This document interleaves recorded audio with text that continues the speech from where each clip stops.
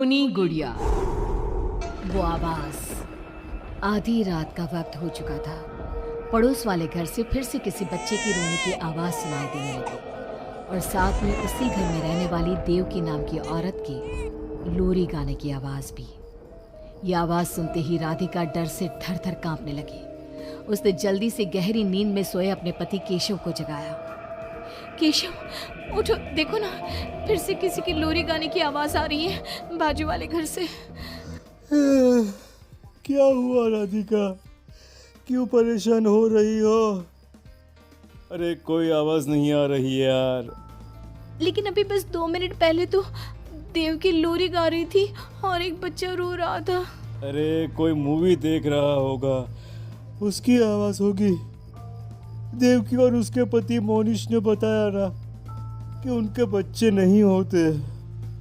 उस घर में कोई बच्चा नहीं है। अब ना तुम भी सो जाओ और मुझे भी सोने दो। लेकिन अभी बस 2 मिनट पहले तो देव की लोरी गा रही थी और एक बच्चा रो रहा था। राधिका हैरान थी कि आवाज सिर्फ उसे ही सुनाई क्यों देती थी। लेकिन जब उसके पति केशव ने उसकी बात नहीं सुनी तो वो सोने की कोशिश करने लगी। लेकिन राधिका के कानों में किसी छोटी बच्ची के हंसने की आवाज गूंजने लगी। राधिका बुरी तरह से डर गई थी। अगली सुबह। मैं दुकान जा रहा हूँ, आज माल खत्म हो रहा है दुकान में। इन दिनों पता नहीं क्यों लोग जमकर खिलौने खरीद रहे हैं। आज बड़े बाजार जाकर सारे खिलौने ले आता हूँ। आप रात होने से पहले आ जाएंगे ना? लगता है तुम देवकी से अभी तक डरी हुई हो। अच्छा ठीक है, देखो घर के पीछे वाली गैलरी में मत जाना, क्योंकि वहां से तुम्हें अक्सर देवकी नजर आती है और तुम ना फिर डर जाती हो। ठीक है केशव, मैं आज उधर जाऊंगी ही नहीं। जब भी उधर देखती हूँ कुछ डरावना ही नजर आता है। केशव दुकान चला जाता है। तभी अचानक राधिका को याद आता है कि घर की गैलरी में उसने कुछ कपड़े सुखाए थे। डरते हुए वो वहां जाती है। दूसरी तरफ देवकी की गैलरी नजर आती थी। राधिका जैसे ही कपड़े लेकर वापस आने को पलटती है, उसकी नजर सामने देवकी की गैलरी में पड़ी। वहां एक 4 साल की बच्ची खड़ी होकर उसे घूर रही थी। हे भगवान, ये कौन है? कौन है ये? मैं इससे पूछूं कि इसका नाम क्या है? हाँ, पूछ लेती हूँ, फिर केशव को बताऊंगी। वो मेरी बात पे भरोसा नहीं करते ना। बेटा, कौन हो तुम? हाँ, तुम्हारा नाम क्या है? गुड़िया। तभी अचानक वहां पर देवकी आती है और वो बच्ची गायब हो जाती है। क्या हुआ? आप किससे बात कर रही थी? वो यहाँ पे मैंने एक लड़की को देखा था। वो कौन थी? कहाँ गई वो अभी? कौन लड़की? मैंने कहा ना, मेरे घर में कोई बच्चा नहीं है। मैंने देखा था, वो यही थी। वो आपके पीछे कौन है? राधिका को फील होता है कि किसी ने उसे धीरे से पुकारा, आंटी। राधिका पलट कर देखती है तो वहां वो छोटी बच्ची खड़ी थी। राधिका चीख कर बेहोश हो जाती है। जब उसकी आंख खुलती है तो केशव उसके पास खड़ा था। क्या हुआ राधिका? राधिका, होश में आओ। वो तो भला हो देवकी जी का, जिन्होंने तुम्हें बेहोश पड़ा देखकर मुझे कॉल कर दिया और मैं घर आ गया।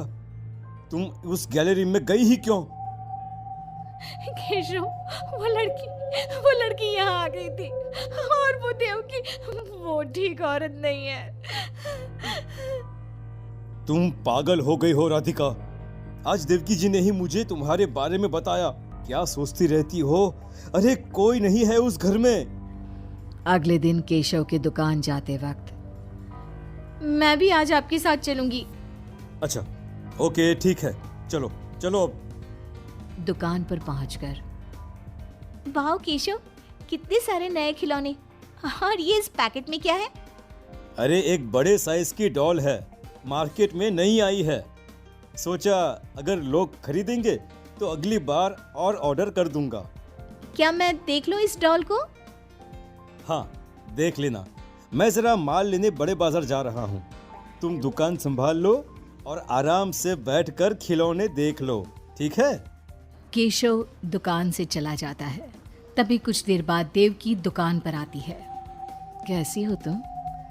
तुम यहाँ क्या लेने आई हो? गुड़िया। गुड़िया? मेरा मतलब तुम गुड़िया का क्या करोगी? तुम्हारे घर में तो बच्चे। तुम मुझे गुड़िया दिखाओ, बस बड़ी वाली गुड़िया।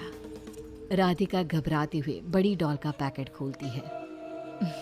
बिल्कुल ऐसी ही डॉल चाहिए। आज वो खुश हो जाएगी इसे देखकर। कौन कौन खुश हो जाएगी? देवकी अजीब नजरों से राधिका को देखती है और बिना कुछ कहे पैसे देकर चली जाती है। उसके जाने के बाद राधिका शॉप के अंडरग्राउंड में नए टॉयज का मॉल चेक करने जाती है। वहां बच्चों का एक झूला था। राधिका ने देखा कि वो झूला हिल रहा था, जैसे अभी अभी कोई वहां से उतरा हो। राधिका को किसी छोटे बच्चे की आवाज आती है। कौन है वहां? वही छोटी लड़की जो देविका के घर दिखी थी राधिका के सामने आ जाती है। आंटी, मुझे गुड़िया चाहिए, वो बड़ी वाली। मेरे पास कोई गुड़िया उड़िया नहीं है। बड़ी गुड़िया चाहिए, मुझे दे दो, नहीं तो मैं ये सारे खिलौने जिंदा कर दूंगी और फिर वो आपको मार डालेंगे। कौन हो तुम? मैंने कहा ना नहीं है मेरे पास बड़ी गुड़िया। अभी तो थी ना, कहाँ गई? वो देवकी ले गई अपने साथ। अभी जाओ और मेरी गुड़िया लेकर आओ, वरना। उस छोटी लड़की के नाखून बड़े हो जाते हैं और पैर उल्टे। वो बहुत ही खौफनाक दिखने लगती है। नहीं देखो, मैं अभी जाकर तुम्हारी गुड़िया लाती हूँ। तुम यहीं रुको। नहीं, मैं तुम्हारे साथ चलूंगी, कहीं तुम भाग गई तो। राधिका शॉप से निकलकर तेज स्पीड में सड़क पे चलने लगती है। उसने पलट के देखा तो वो लड़की साए की तरह उसका पीछा कर रही थी। राधिका देवकी के घर पहुंचती है। दरवाजा खुला था। राधिका अंदर गई, वहां कोई नजर नहीं आया, बस सामने वो गुड़िया रखी थी। राधिका चुपचाप गुड़िया को उठा के वहां से आने लगती है। पीछे से आवाज आती है। रुको, ये क्या कर रही हो? मेरी गुड़िया कहाँ ले जा रही हो? देखो देवकी, ये गुड़िया मुझे ले जाने दो, वरना वो लड़की। ओह, तो उसने तुम्हें डराया। उसे तो मैं बुलाती हूँ। गुड़िया, जरा यहाँ आना बेटा। मम्मा, क्या हुआ? मेरी लाडो गुड़िया को बहुत पसंद है। देखो ना, 10 साल की हो गई, अब तक डांस से खेलती है। ये तो वही लड़की है, और ये 10 साल की नहीं 5 साल की है। हाँ, लेकिन जब उस कार एक्सीडेंट में मर गई तब 5 की थी, अब तो 10 की हो गई है ना। मतलब ये मेरी बेटी है और मरने के बाद भी मेरे साथ है। इसे ना लोरी सुन के ही नींद आती है और डॉल्स इसे बहुत पसंद है। राधिका बुरी तरह से घबरा के भागती है। भागते भागते मेन रोड पे आ जाती है। वहीं उसका एक्सीडेंट होता है और उसकी मौत हो जाती है। उधर राधिका की मौत के बाद केशव को पास वाले घर से बच्चे के रोने और लोरी गाने की आवाज़ सुनाई देने लगती है।